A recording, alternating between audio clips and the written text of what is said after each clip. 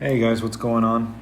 Today's going to be another episode similar to the philosophy episodes that I've done in the past. I want to talk about intention, and I want to talk about how it affects our ability to be creative. Before we do that, I do want to make a mention that I've got this piece that you're looking at that you'll be watching a time lapse of is now available as a print in the description box below. You can go to my website and you can check out my print store as well as my newsletter, where you can sign up to be notified for when the Philip K. Dick Files comic Kickstarter goes live. So I'm really excited about that, and I'd really like to get as many people on board with it so I have a really good chance of being successful, but I'm looking to kickstart it here pretty soon. So please check out the newsletter and the descriptions in the link below, and you'll be able to sign up for the newsletter and take a look at my shop if you'd like to. So intention is something that I have found to be something that is very misunderstood today. In a lot of ways, I think that we pretty much live our lives completely ignoring how much intention plays into the way it is that we experience reality. And I think that's partly because, life, it teaches us, or maybe not life, but society teaches us to basically just live in a rat race where we don't really do anything for the sake of doing it. We do it because we think we're going to get something in return in the future, right? So people don't take jobs because they feel motivated to do them, or because it's something that inspires them on some soul level. So instead we settle for jobs that pay really well, with this idea that we can always just buy back our time in the future, as long as we don't gamble too much now. Which I've come to find is a complete lie, because if you really consider that for a moment, essentially what it is that it's teaching people to do is to live without any kind of intentional power behind anything it is that they do.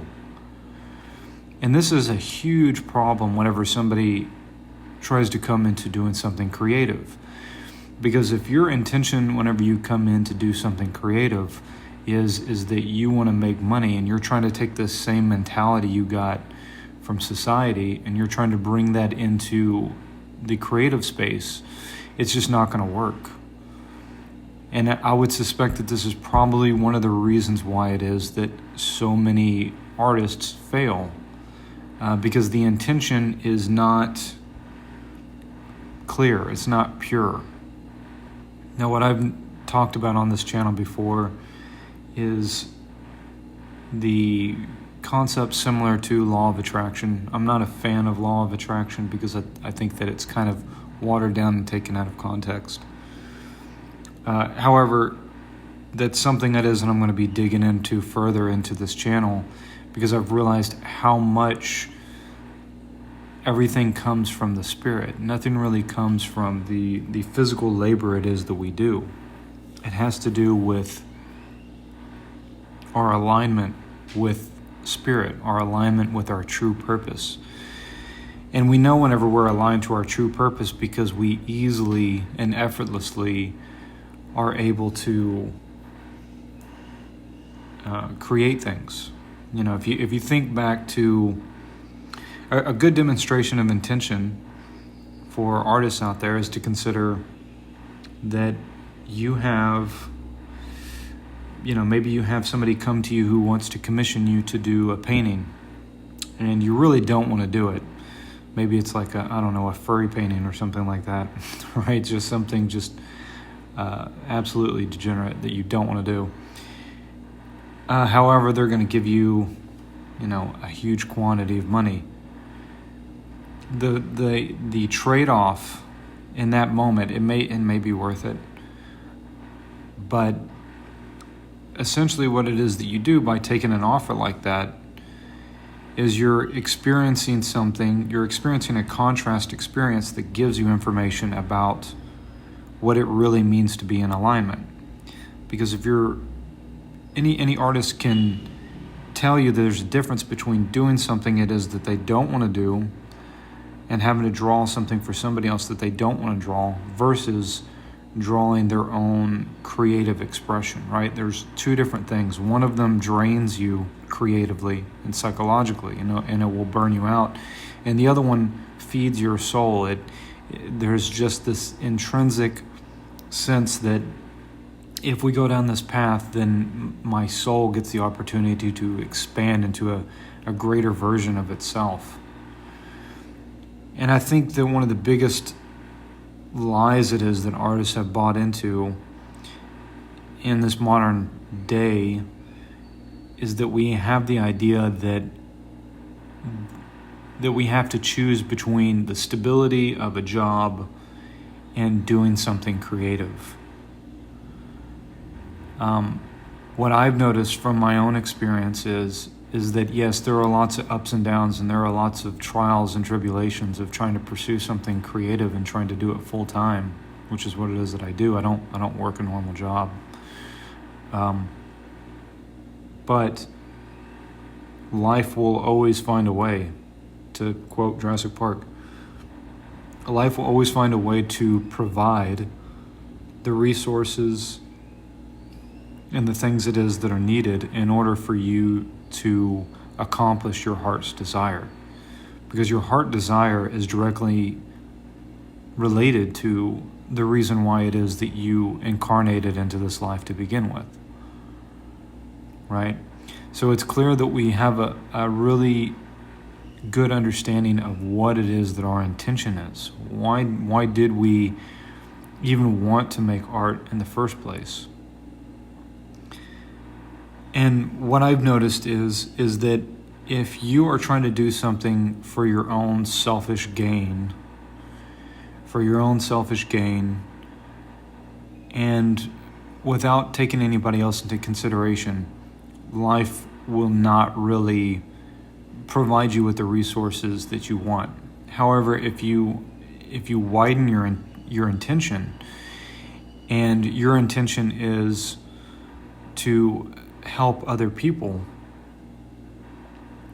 then the resources that are required in order to accomplish that task in the way it is that you want to do that, whether that's through writing a book or making a comic or paintings or whatever, those resources will show up, and they'll always show up right on time. And if you don't have them, then you don't need them. It's a really interesting thing about life that I've discovered, that you can only discover by really stepping in complete faith down the path of the heart.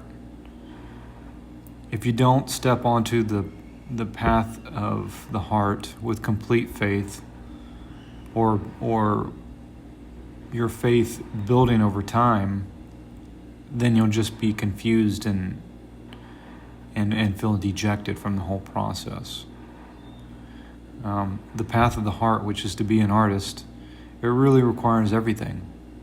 It requires that you completely ignore what it is that society is telling you about your odds. It's about being governed by something that is going on internally inside of you, rather than the way it is that other people may perceive what it is that you're doing as being a risk, right?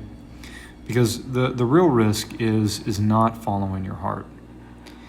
And then whenever the shit hits the fan, which it seems to be hitting it now, you have the issue of being completely separated from your divine source, which is found in your heart, and can end up being very confused.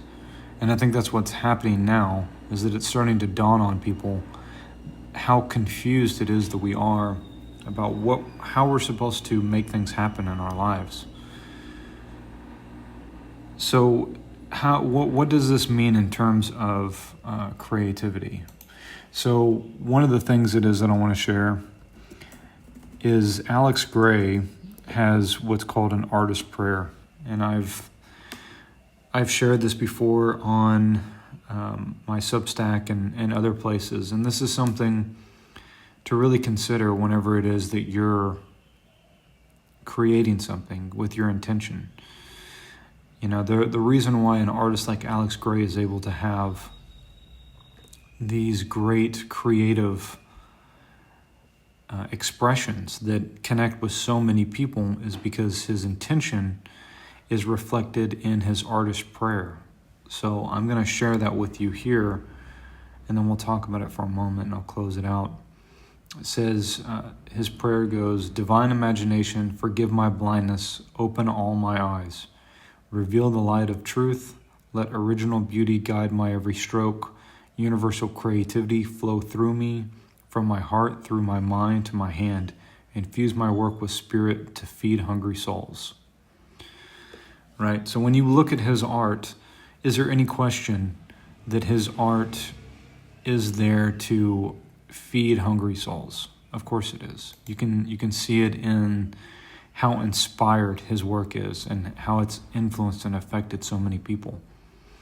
So what I'm getting at in this talk is that we've kind of been brainwashed into this idea that we have to work really hard in order to be creative, or we have to, do a bunch of different goofy little exercises in your sketchbook or something like that. And those things all play a role for sure. However, I think that what creativity is I think it's more like the scene in The Matrix when Neo is basically standing in front of rows of doors in front of him, right? And in front of these rows of doors in front of him, he can basically walk into any one of these rooms. And that's the way it is that I see creativity.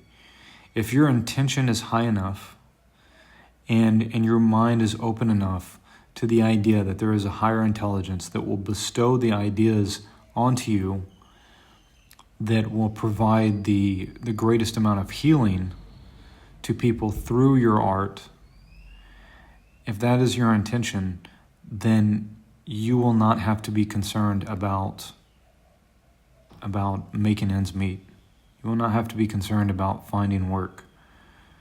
The reason why it is that we're having so many problems is because our intention is just to make money. And so long as your intention is just to make money, just to scratch by, there's not really a lot of things it is that the universal intelligence can bring through you. It's almost like your intention is like a water hose or something.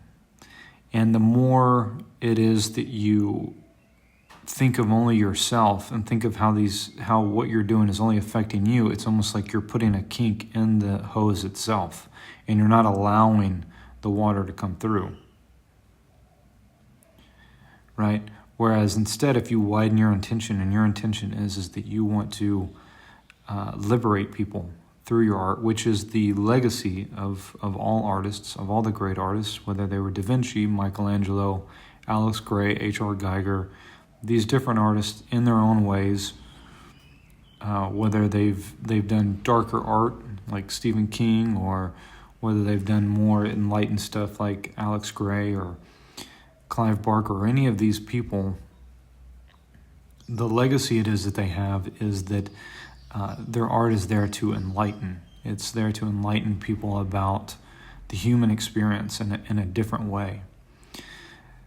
And this, to me, is the reason why it is that we're having so many problems in the artist community, is that we have allowed marketers to basically control the conversation around art, because everybody is so needy for attention online, rather than connecting more with what art really is, which is it's the path of the mystic.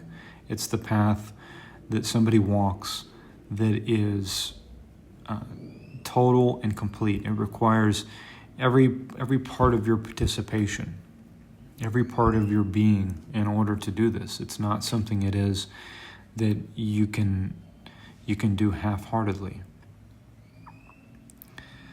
So I hope that little ramble helped a little bit. I'm opening up some of my time for people that are interested in doing some mentoring.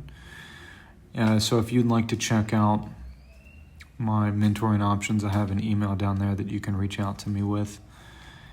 And yeah, like I mentioned before, I've got some more stuff in the shop, including this piece it is that you saw before. So please feel free to check out my work. And thank you guys so much for tuning in. Take care. Hey guys, what's going on? Today's going to be another episode similar to the philosophy episodes that I've done in the past. I want to talk about intention, and I want to talk about how it affects our ability to be creative. Before we do that, I do want to make a mention that I've got this piece that you're looking at that you'll be watching a time lapse of is now available as a print in the description box below. You can go to my website and you can check out my print store as well as my my newsletter, where you can sign up to be notified for when the Philip K. Dick